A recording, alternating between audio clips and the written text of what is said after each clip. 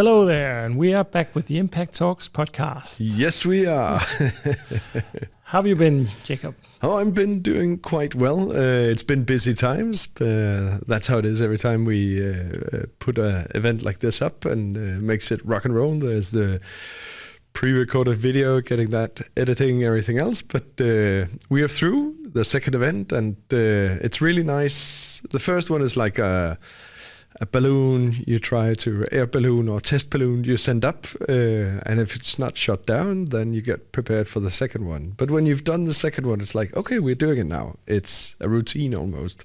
So how was really the second one? How was it? It was really fun and interesting to see how the engagement from the audience changed from the first time around to the second time, where the second time people were all over the place, which was very nice. Yeah, so heated discussions and stuff like that.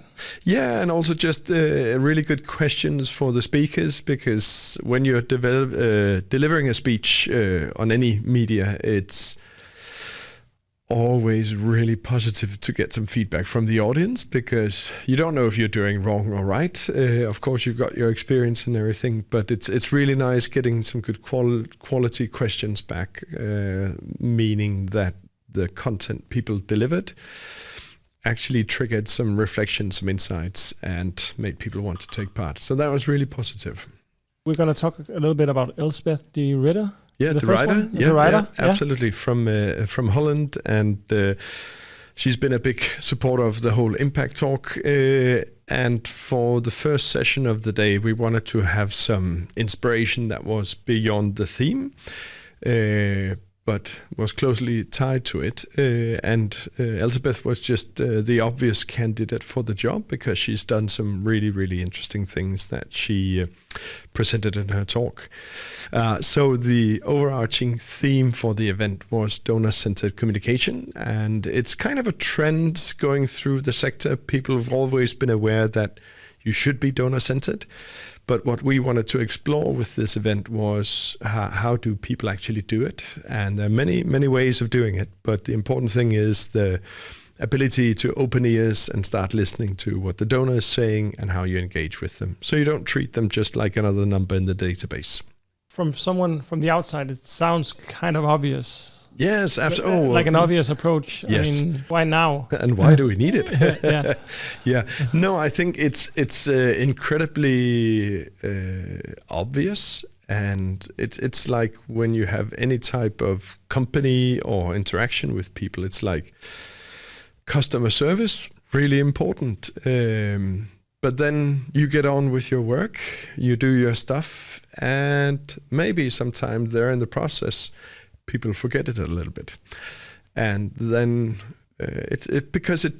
being donor-centered means using more resources in doing what you do, because it just takes time. It's about listening, interacting, etc. And in many setups, or like a natural organizational behavior, as you want to optimize and reduce waste and optimize your usage of resources, and that's kind of a conflict you have there. How can you be donor-centered, spend time and understanding and interacting with your donors, but at the same time being really highly efficient?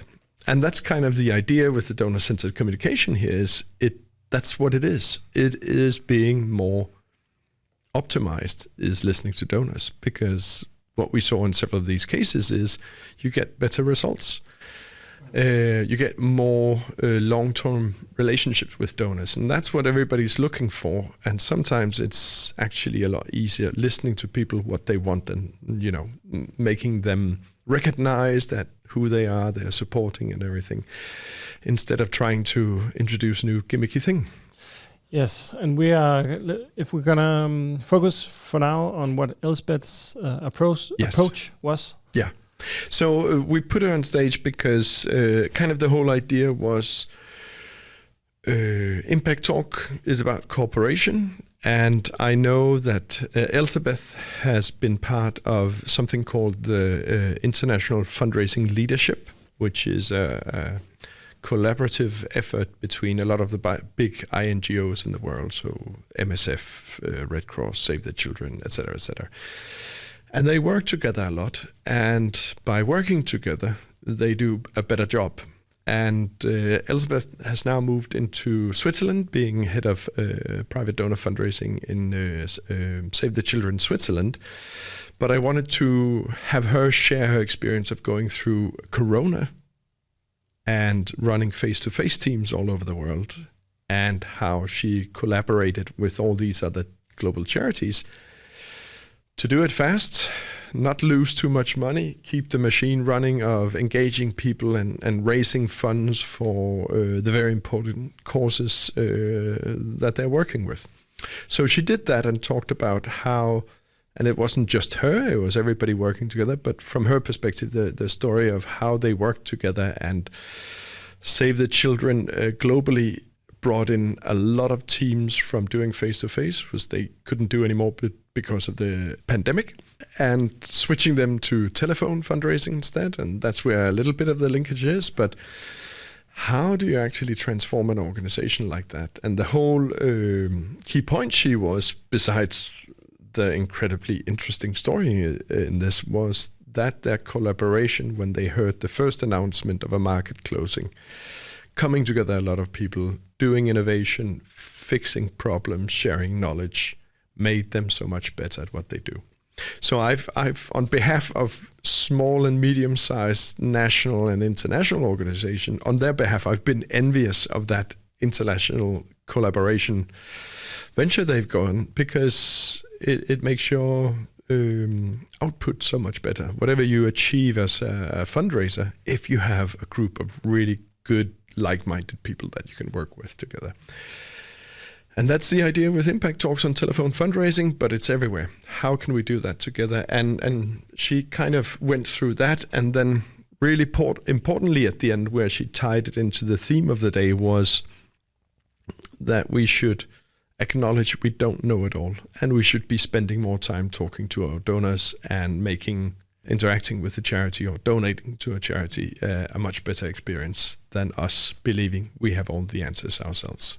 Yeah, so building relationships. Yeah, I mean, absolutely. Yeah. The key important thing, and that went through every talk we had and the previous one as well. It's all about what's the relationship we're building with donors and how does that work. So what's next? Yeah, wonderful question, and thank you for asking that.